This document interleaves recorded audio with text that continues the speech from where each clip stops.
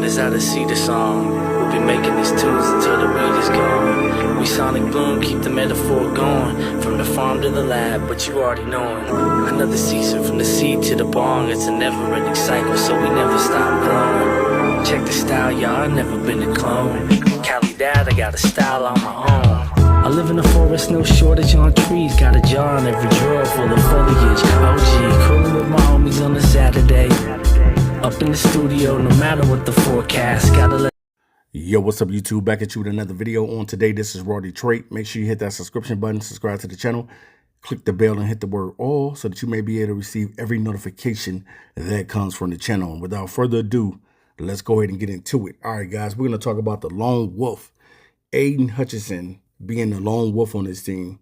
You know, we said so many times in so many different videos that this thing was eventually going to fall on Brad Holmes. Everything is going to fall on Brad Holmes from this point on. Everything, even next offseason, is going to fall on Brad Holmes. Now you pretty much got yourself cornered and got your back against the wall. And it's like how you're going to really respond. We know that he did draft an edge, but the guy was drafted in the 6th round. And then they decided to cut him, and then they brought him back towards the pretty much, you might as well say, the end of the season.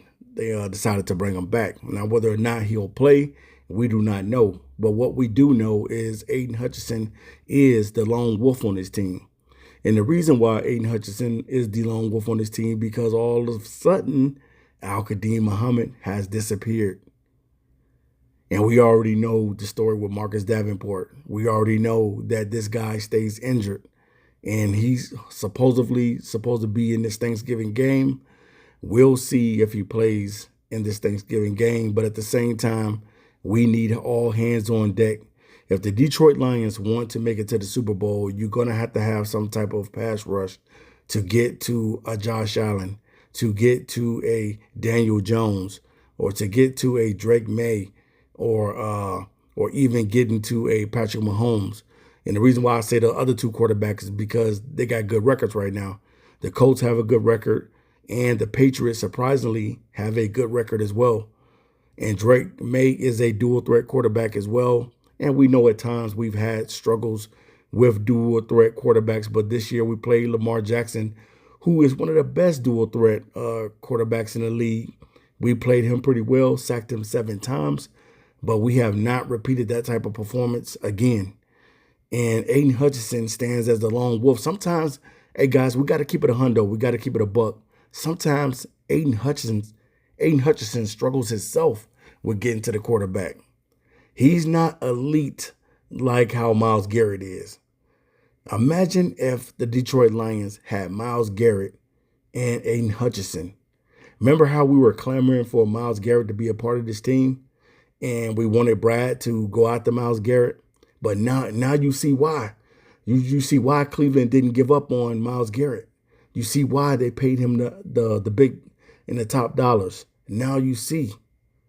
Because the dude is a flat-out dog. I think Myles Garrett has, 6 seasons? I think he just broke Lawrence Taylor record, 6 seasons with 13+ sacks. That's crazy. 6 seasons of 13+ sacks. And it looks like he's well on his way to break the sack record. As long as he can stay healthy and stay out on the field this year, Myles Garrett will probably end up breaking the record this year. And I think that record is between Strahan and T.J. Watt, if I'm correct. I could be wrong, but I know definitely Michael Strahan had the record. But I do think that T.J. Watt might be up there as well. But I definitely think that Myles Garrett, the way he has been playing, man, he's been playing lights out football and giving the Cleveland Browns one of the best pass rushers in the National Football League. You know, if Cleveland had an offense, that team would be a lot better. And if they probably decided to go with Shador earlier in the season, then things probably would be a little different in Cleveland. But we don't know. You know, things are still working its way with Cleveland. But we got some issues over here in Detroit that we got to figure out. We got to figure out how we're going to get in the postseason. Now, all these games that we play on the back end are very serious games, whether we're going against Dallas, whether we got to play the Steelers, Whether we had to go up to Minnesota and play the Vikings again, we already lost to Minnesota once this season. They came to our house and beat us. And then this very important game on Thursday where you got to go against the Green Bay Packers. You got to win that football game. I don't know how the Lions are going to do it. You know, they didn't have a long break. They just played on Sunday, and now you got to play on Thursday. And I believe that you got to play again on the next Thursday again. So the schedule is kind of crazy and all over the place for the Lions, but they still got to find ways to win football games. Jahmyr Gibbs has been box office. He's been nuts out on the football field. Loving what Gibbs is doing. Definitely the Lions are going to have to give him a big contract extension. And this is something, man. But the biggest thing with the Lions is the offensive line has been playing sloppy, poor play from the offensive line, and the defensive line is not consistent. Yeah, we were top 2 at the beginning of the season, but now we've dropped all the way down to the 8th position as far as getting to the quarterback. And, you know, we know with this roster, man, we got to be better. Going into the postseason, you have to be better. You know, on all phases of the ball. I'm talking about offense, defense, and special teams clicking. And you want to be able to get out to today's top quarterbacks. You know, if you make it to the Super Bowl, if the Lions were to make it to the Super Bowl, realistically, could they win it?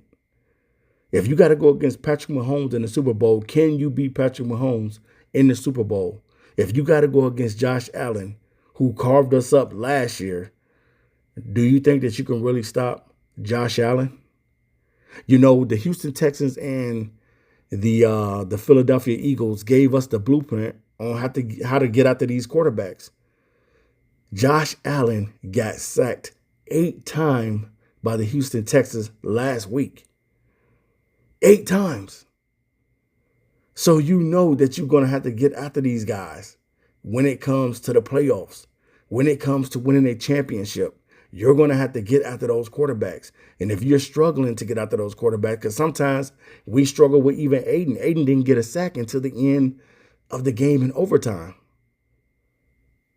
So it's not like, you know, Aidan's out there dominating, but I don't fault him either because I know that he's coming back off an injury. And we're just trying to keep Aidan Hutchinson healthy for the whole entire season. So I'm not going to fault Aidan Hutchinson for what's going on with the Detroit Lions because Aidan needs help. He's not getting any sacks from the defensive tackles. And then Al-Qadim Muhammad, who was balling at the beginning of the season, somehow has disappeared. So now we have to count on when Marcus Davenport comes back and he's back in the rotation. Will he be able to give us something? So we will see, man. But Brad, man, we did this to ourselves. We had every opportunity to upgrade the edge position. We decided not to get any of the free agent edges. We decided not to draft a guy, not draft the edge in the first or the second round. We decided to get an edge in the 6th round. This kid has really not played, so he has not proven himself.